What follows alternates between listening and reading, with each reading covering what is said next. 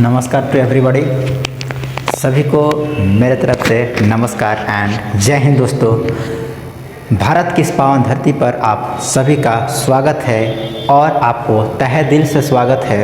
तो आज हम लोग पढ़ने वाले हैं दोस्त चैप्टर्स फायर हाइमन, जो कि क्लास 8 का मोस्ट इम्पॉर्टेंट चैप्टर में से एक होता है फायर हाइमन। तो चलिए कुछ चंद लाइनों के साथ स्वागत करना चाहते हैं।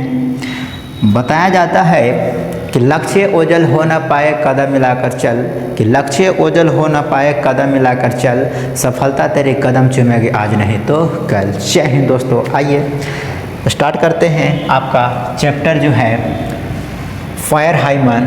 तो आपको थंबनेल पर दिख रहा होगा फायर हाइमन ही। तो यहाँ पर देखिए चैप्टर का नाम क्या है। तो चैप्टर का नाम है फायर हाइमन। फायर का मतलब क्या होता है? आग। हाइमन का मतलब क्या होता है? गुणगान, यानी उसको बोल सकते हैं सॉन्ग ऑफ। फायर का मतलब होता है, फायर हाइमन का मतलब होता है सॉन्ग ऑफ प्रेजेस, मतलब गाने की प्रशंसा करना। ठीक है, ये आग के गुणगान है जिसकी प्रशंसा आज हम लोग पढ़ने वाले हैं। अगर हम बात करें दोस्तों, ये आपका रामायण बैच है। कौन सा बैच है? रामायण। और ये क्लास 12 का और किसका है? बिहार बोर्ड का। अगर हम बात करें पोएम की, तो पोएम नंबर है आपका एपिसोड नंबर 8, यानी पोएम नंबर कौन सा है? 8। और Hindi explanations line by line. और आज हम लोग अभी देखने वाले हैं हिंदी एक्सप्लेनेशंस, वो भी इंग्लिश के साथ। तो विदाउट टाइम इन्वेस्ट और मैं आज आप लोगों को बताने वाला हूं। तो अब ठंड कर डटे रहिए और इसको समझने की प्रयास करिए कि जो बच्चे यदि नहीं समझे हैं, जो बच्चे नहीं पढ़े हैं, वो आप आसानी से इसे पढ़ सकते हैं। ठीक है, तो आइए स्टार्ट करते हैं। ये क्या है? तो देखिए आपको कुछ सीन दिख रहा होगा। ये है फायर हाइमन। ये क्या है? Fire hymn. और यहाँ पे दिख रहा होगा हाइमन है। और यहाँ पे मैंने कुछ डेड बॉडी यहाँ पे रखा हूँ जो कि ये जलती हुई है। और ये है आपका भूत प्रेत जिसको आप बोलते हैं। ये क्या है? हमारा भूत है। और ये आप देख सकते हैं अग्नि है। ठीक है, तो फायर का मतलब ही होता है जलना। ठीक है, और हाइमन का मतलब होता है गुणगान। तो आज हम लोग देखेंगे कैसे एक डेथ बॉडी को जलते हुए इंसान कैसे देखता है और वो कैसे अपने आप को बताता है कि क्या ये दृश्य देख रहा हूँ मैं। आइए दोस्तों, और भी कुछ दृश्य मैं लाया हूँ। ये देखिए डेथ बॉडी आपको दिख रहा होगा, जलते हुए नजर आ रहा है। और ये कोई नदी का किनारा है। ये क्या है? नदी का किनारा है जहाँ पे डेथ बॉडी को जलाया जा रहा है। ठीक है, और उसी के साथ लेखक प्रशंसा करते हैं, प्रेजेस करते हैं कि कैसे एक डेथ बॉडी एक इंसान को खा जाता है, कैसे करती है वो। तो आइए मैं कुछ एक अलग सा पेज इसमें ऐड कर लेता हूँ ताकि आपको वहाँ पर मैं लिख के पहले बताता हूँ कि ये है क्या। ठीक है, समझिएगा। तो सबसे पहले हम लोग देखने वाले हैं क्या चीज़? Fire hymen. हम लोग क्या पढ़ेंगे आज? आज हम लोग देखने वाले हैं फायर हाइमन। क्या देखेंगे? Fire hymen. फायर हाइमन के बारे में समझते हैं ये क्या है। तो फायर मतलब क्या होता है? फायर मतलब होता है आग। हाइमन मतलब क्या होता है? आग के गुणगान गाना, आग की प्रशंसा करना। इसका मतलब क्या हुआ? प्रशंसा, प्रशंसा। ठीक है, प्रशंसा करना इसका मतलब हुआ। ठीक है, तो ये क्या है? इसका मतलब होता है गुणगान, यानी बोल सकते हैं कि ये क्या करता है? आग के गुणगान गाता है। अगर इसका लेखक अगर हम याद करने जाए तो कैसे याद रख सकते हैं?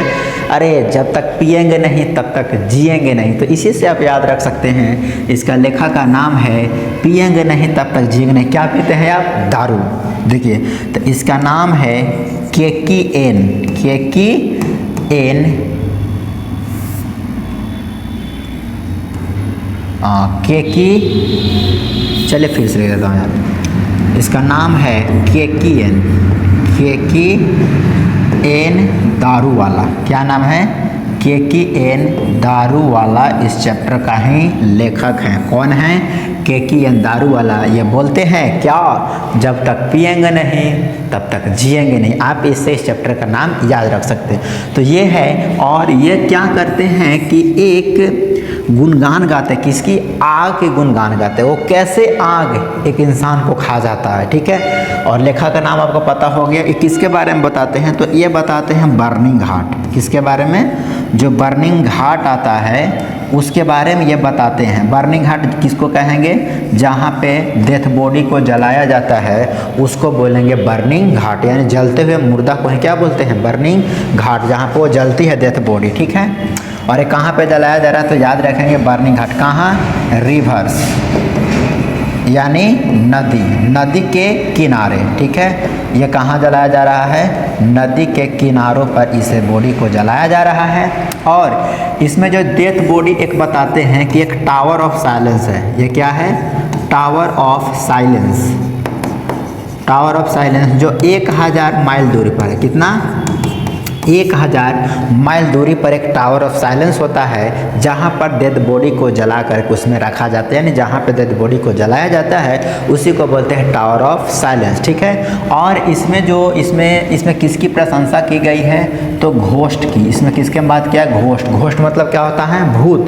तो भूत प्रेत से रिलेटेड है। और इसमें बताते हैं कि लेखक फियर हो चुके हैं, फियर मतलब होता है डरना, भयभीत हो चुके हैं। और उनके साथ यानी उनके साथ फादर है, और फादर के साथ साथ उनका एक सन है, ठीक है, जो वही कंपेयर करते हैं कि मेरा लड़का भी, जैसे मानो कि मेरा लड़का ही आग में क्या हो रहा है, जल रहा है। और वो बहुत ही अपने आप को बताते हैं कि देखो जैसे मानो मेरा लड़का है उसमें क्या हो रहा है, जल रहा है। और वो अपने जैसे बोलते हैं क्लंच, उसकी अंगुलियाँ क्या हो रही है, क्लंच हो रही है। तो ये कुछ मैंने मेन पॉइंट आपको बता दिया जो आपको याद रखने होंगे, ठीक है।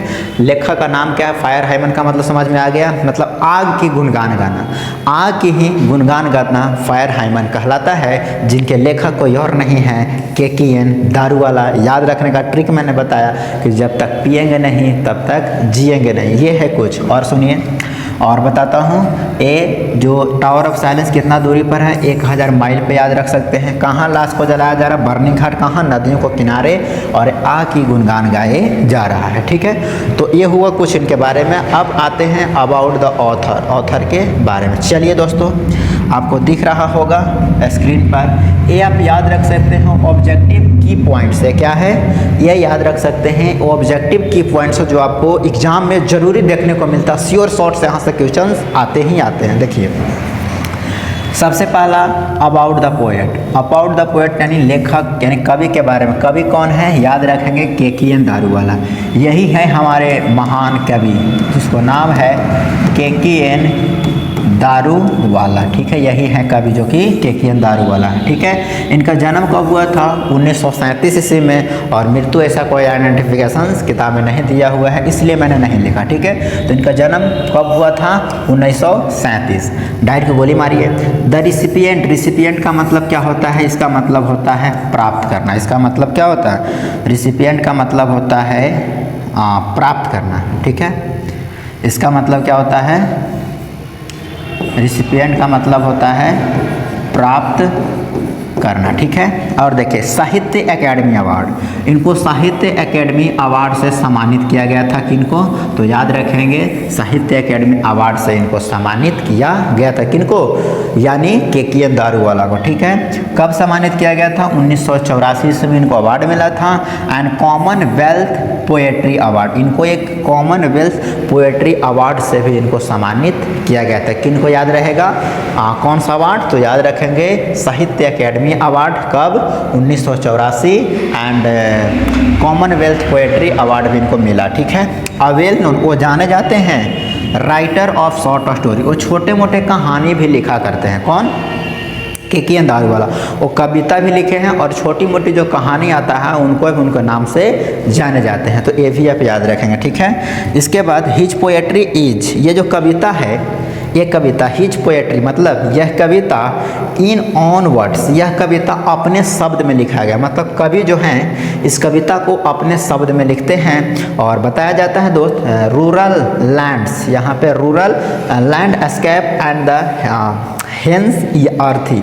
और ये अर्थी जो होता है ना, जिसको डेड बॉडी को उठा करके ले जाता है, उसी को बोलते हैं अर्थी। तो वही डेड बॉडी को उठा करके वो देखते हैं कि कैसे कि जलाया जाता है। तो आई होप इतना आपको समझ में आ गया होगा कि मैंने किसके किसके बारे में आपसे जिक्र किया हूँ, ठीक है। इसके बाद आते हैं नेक्स्ट, हमारा पॉइंट क्या है समझिएगा। अब आ गए फिर से कवि के ही बारे में है। तो बोला जाता है कि द थीम है उनका, किनका, कवि का। बोलते हैं कि the theme of his poetry, इस कविता का थीम है लव। लव मतलब क्या होता है? प्रेम। डेथ, क्योंकि एक इंसान को प्रेम और डेथ और डोमिनेशंस का मतलब होता है शासन, कैसे चलाती है। और साइनिसिज्म का मतलब होता है कुटिलता, और प्लाइट का मतलब होता है प्रतिज्ञा। इसका मतलब क्या होता है? इसका मतलब होता है प्रतिज्ञा ऑफ ह्यूमन, मानव की प्रतिज्ञा, एंड सोसाइटी एंड वायलेंस, मानव की प्रतिज्ञा और समाज, और वायलेंस मतलब हिंसा, उसी से रिलेटेड है। बताएं तो किस चीज़ के बारे में ये थीम्स है? तो थीम्स आपको समझ में आया होगा, love, death, dominations, cynicism, plight of human and society and violence. आपसे ऑब्जेक्टिव यहाँ पर पूछे जा सकते हैं, तो इस पॉइंट को आप केयर करके रहिएगा, केयर करके रखिएगा। और बताया जाता है दोस्त कि since he had been in a police service, ये कभी, मतलब कभी बोले तो कौन? केकेएन दारू वाला। ये केकेएन दारू वाला कुछ समय पहले ये क्या थे? पुलिस सर्विस भी थे, मतलब ये पुलिस को सर्विस दिया करते थे, और ये मतलब पुलिस भी थे, सर्विस में काम कर चुके थे। एक बोल सकते हैं कि ये सेना भी थे। क्या थे? एक सेना भी थे। और साथ ही साथ violence is unavoidable in his poetry, और इस वायलेंस बोले तो हिंसा को इस कविता में अनअवॉइडेबल किया गया है इस पोएट्री में। और हीज इम्पोर्टेंस इंक्लूड्स वर्क्स, और यह बहुत ज़रूरी है दोस्त कि आप इसे पॉइंट को याद रखेंगे। कौन? अंडर ओरिएंट कब लिखा गया था? 1970 ईस्वी में। कौन लिखे थे? याद रखेंगे, केकेएन दारू वाला। ठीक है। और एक और है दोस्त, एप्रिएशंस इन अप्रैल। चलिए दिख नहीं रहा है तो मैं इसको थोड़ा सा छोटा करता हूँ ताकि आपको दिख जाए कंप्लीट। ठीक है, अब दिख रहा होगा। तो देखिए यही है अप्रेशंस इन अप्रैल कब लिखा गया था? 1971 ईस्वी में ये लिखा गया था। तो आई होप समझ में आ गया होगा। एंड क्रॉसिंग रिवर्स कब लिखा गया था? तो ये भी ध्यान दीजिए, क्रॉसिंग्स रिवर्स लिखा गया था 1976 ईस्वी में। कौन कौन? अंडर ओरियन कौन लिखे हैं? केकेएन दारू वाला, एक बार बोलिए मेरे साथ। एंड अप्रेशंस कौन लिखे हैं? अप्रैल 1971, केकेएन दारू वाला। क्रॉसिंग रिवर, या स्टार लगा देता हूँ, ये आपका ऑब्जेक्टिव का क्वेश्चन बन जाएगा। क्रॉसिंग रिवर किसके द्वारा? केकेएन दारू वाला। कौन? 1976। किस चैप्टर से? तो फायर हाइमन से ये लिया गया है। तो ये कुछ बातें थे जो कवि के बारे में मैंने बताया। अब मैं आता हूँ सीधा पोएम के लाइन पर।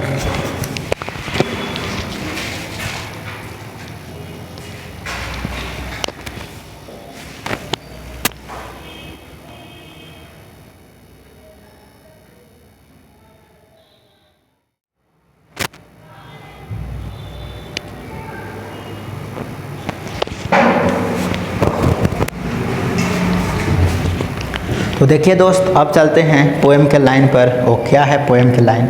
ध्यान दीजिए, यही है कुछ लाइन। बताया जाता है कि द बर्निंग हार्ट इरप्टेड फॉस्फोरेंसेस। देखिए पहला लाइन क्या बोला कि द बर्निंग हार्ट, ठीक है, द बर्निंग हार्ट इरप्टेड। फॉस्फोरेंस का मतलब क्या होता है? फॉस्फोरेंस का मतलब समझने के लिए मैं समझाता हूँ एक स्लाइड के माध्यम से। वो क्या कह रहे हैं कवि? तो कवि कुछ ऐसा कह रहे हैं, देखिए, ये कोई आपका ये जहाँ पे डेथ बॉडी को जलाया जाता है, ठीक है, ये समझिएगा, और यहाँ से आग निकल रहा, अंगारे निकल रहे हैं। किसके? यही जो प्रकाश दे रहे हैं ना, यही जो उत्सर्जित कर रहा है ना, जलने के बाद लकड़ी जल रहा, कुछ भी जल रहा होगा, तो ये जल रहा है ना, यही हमारा क्या है? फॉस्फोरेंस है। ठीक है। और इसमें जो इरप्टेड है, तो यही आग क्या हुई है? भभकी हुई है, भड़की हुई है। और इसी के ऊपर क्या रखा हुआ है? एक डेथ बॉडी रखा हुआ है जो क्या हो रहा है? जल रहा है। तो ये हुआ ये वाला भाग जो ऊपर की ओर प्रकाश को उत्सर्जित कर रहा है, वही को बोलते हैं फॉस्फोरेंस। और इरप्टेड का मतलब होता है भड़कते हुए। तो बोलते हैं कि द बर्निंग हार्ट जहाँ पे डेथ बॉडी जल रहा था, वहाँ पे उन्होंने देखा कि the burning heart erupted phosphorescence and the wandering host light the frightened passers by. देखिए बोल रहे हैं कि एक लाश जो नदी के किनारे क्या हो रहा था, जल रहा था। और वो आग के जो अंगारे था ना, वो एकदम बहुत कस के उठी हुई थी और उसी से वो क्या हो रहा था कि डेथ बॉडी को खा रहा था।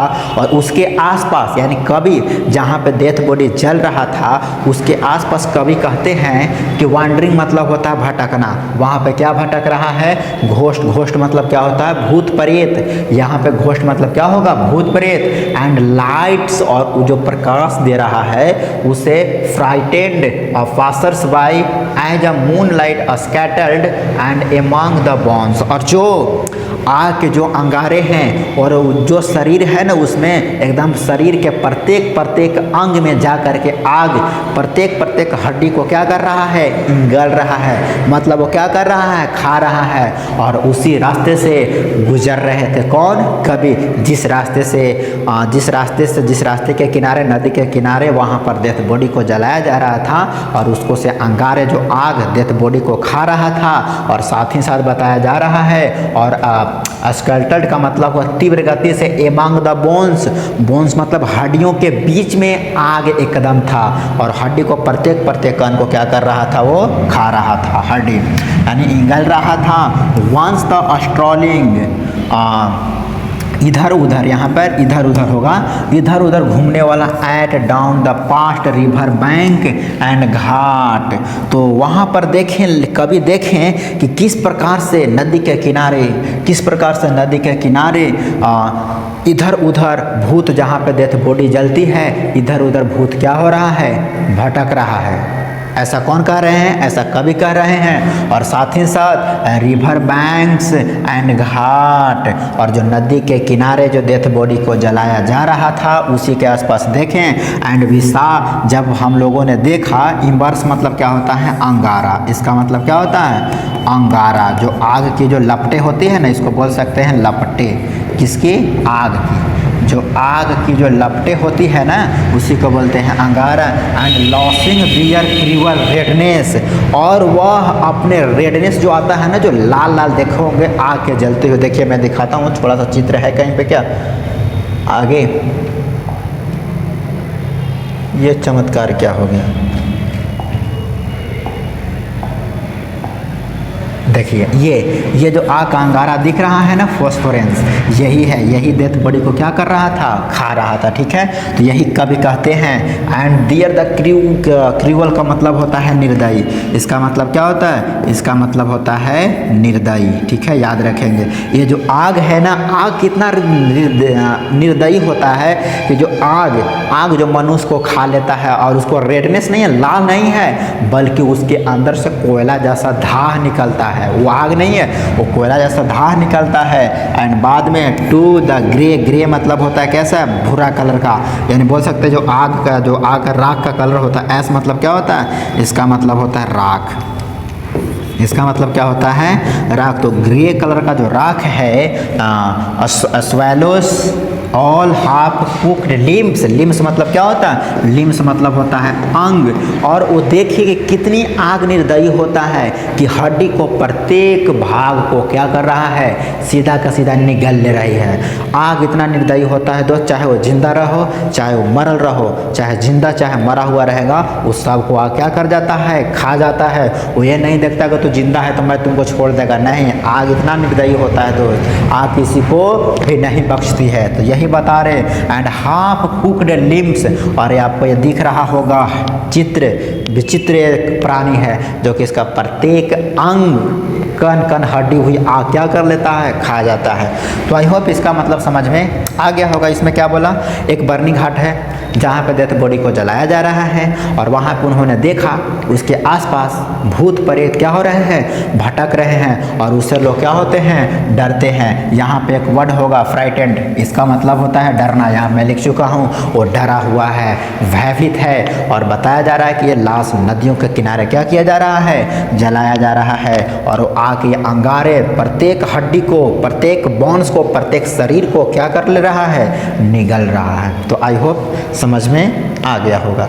अब मैं चलता हूँ नेक्स्ट क्या है समझिएगा, बोलते हैं कि बॉर विटनेस, और साक्षी मान के कहता है। साक्षी मतलब होता है जो आग जिसने जन्म दिया था, मनुष्य ने जिसको जन्म दिया, वो अपने पुत्र को कैसे जलते हुए देख सकता है, वही साक्षी बोलते हैं कि द फायर डिबोचरी। डिबोचरीज का मतलब होता है जानबूझ करके, जानबूझ करके मतलब वो आग जानबूझ करके डेथ बॉडी को यानी हड्डी को यानी लिम्स को, अंग को क्या कर जा रहा है, खा जा रहा है। इंगल जरा साधा सीधा देखिए, आगे बोल भी रहा है कि माय फादर सैड, और उसी रास्ते से उनके पिताजी और पुत्र जा रहे थे, तो उसी रास्ते से उनके पिताजी कहते हैं, याद रखिएगा कौन कहा था, फादर। तो माय फादर सैड कहते हैं कि you see those half burned fingers, तुमने देखा कि कैसे शरीर के आधा भाग यानी आधा फिंगर्स जल रहा है और आधा मेरा बॉडी क्या हो रहा है, क्लंच हो रहा है। ऐसा कभी कर रहे हैं, you see those the half burn, तुमने देखा कि शरीर का आधा भाग यानी आधा शरीर का फिंगर यानी उंगली का आधा भाग क्या हो रहा है, जल रहा है। एंड बोन स्टब्स, जो बचा हुआ भाग है ना, स्टब्स मतलब क्या हुआ, बचा हुआ, एंड जो बोन है हड्डी है वो बचा हुआ भाग the fire at a times, और वो आग में क्या हो जाएगा, जल भी जाएगा। आधा मतलब जैसे बॉडी का आधा भाग जल रहा था और आधा निकला हुआ था, आधा मतलब जलने में लगा हुआ था लेकिन अभी तक बॉडी जला नहीं था। इसके बाद क्या हुआ दोस्त, देखिए the fire at a times and forgets its date, and इस घटना को कभी भी भूला नहीं जा सकता है। एक घटना उन्होंने देखा कि कैसे एक लाश को खा जाता है, फॉरगेट इट डेट्स, और वो अधिकांशतः वो क्या हो जाएगा, मर ही जाएगा। और उनका एक धर्म था, जिस धर्म का नाम था जोराएस्ट्रियंस। कौन था, जोराएस्ट्रियन उनका धर्म था। तो याद रखेंगे उनकी ये धर्म था जिसे डेथ बॉडी को जलाया, जैसे हम लोग डेथ बॉडी को अलग अलग प्रक्रिया से जलाया जाते हैं, जैसे मरने के बाद शरीर में घी लगाना, नए कपड़े पहनाना, ये सभी क्या है, जो धर्म है एक। वैसे ही जोरास्ट्रियंस आपके धर्म थे, रिलीजियस थे। तो आप याद रखें कहाँ, तो ये बोले तो कौन थे लेखक, के दारू वाला, वही बता रहे थे, ठीक है। और बोलते हैं जोरास्ट्रियन धर्म में बताया जाता है कि आई माई चाइल्ड, जैसे लग रहा है कि मेरा बच्चा के फिंगर्स क्लैंच, क्लैंच का मतलब होता है एकदम वैसे उंगली को जैसे आप कर रहे हो ना क्लैंच, जब उनको ऐसा लग रहा था जैसे मारो मेरा पुत्र आग में क्या हो रहा है, जल रहा है, ऐसा उनको क्लैंच्ड लग रहा था कवि को। और वो कहते हैं दोस्त कि into a little not, not मतलब क्या होता है, नॉट मतलब होता है जोड़ना, ये क्या हो रहा है, जुड़ना। और जब मैं अपने उंगली को ऐसे करता हूँ, क्लंच करता हूँ, तो उनके हाथों में और उनको पैरों में बहुत जोड़ हो जाता है, पेन होने लगता है, दर्द होने लगता है। यहाँ पे लिखा है पेन मतलब क्या होता है, दर्द, इसका मतलब क्या होता है, दर्द। पेन मतलब होता है दर्द, तो उनके दर्द होने लगता है, ऐसा उनको लगता है। जैसे मानते हैं ना कि जैसे मेरा पुत्र ही आग में क्या हो रहा है, जल रहा है, ठीक। और बताते हैं कि आई स्वेयर, और कसम खाई, to save fire from the sign.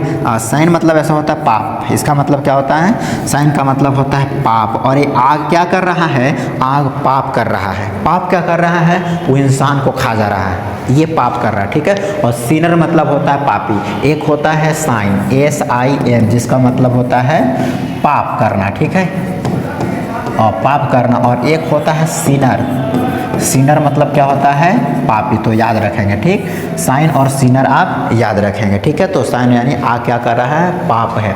आगे चलता हूँ दोस्त, फिर बताता है कि from the sign of the forgetfulness, और ये जो पापी जो है ना, ये पाप है कभी भूलने वाली चीज़ें नहीं। फॉरगेट मतलब क्या होता है, भूलना, फॉरगेटनेस है तो नहीं भूलने वाली, तो ये बातें आप याद रखें। इसमें क्या बताया कि आग जानबूझ करके डेथ बॉडी को खा जाता है। और उनको पिताजी कहते हैं दोस्त कि आपने देख रहे हो बेटा, देख रहे हो कि कैसे ये सभी जो आग हैं, आधे उंगली को खाया है, वो आधे उंगली के बचे दिया है। And forget it and the bone, बचा हुआ भाग, the fire at a forget it, कभी न कभी उसको क्या कर लेगा, खा लेगा, ठीक है। तो आई होप समझ में आ गया होगा। अब मैं चलता हूँ next door, it never forget, ये भूला नहीं जा सकता है दोस्त, ये कभी नहीं घटना भूलेंगे।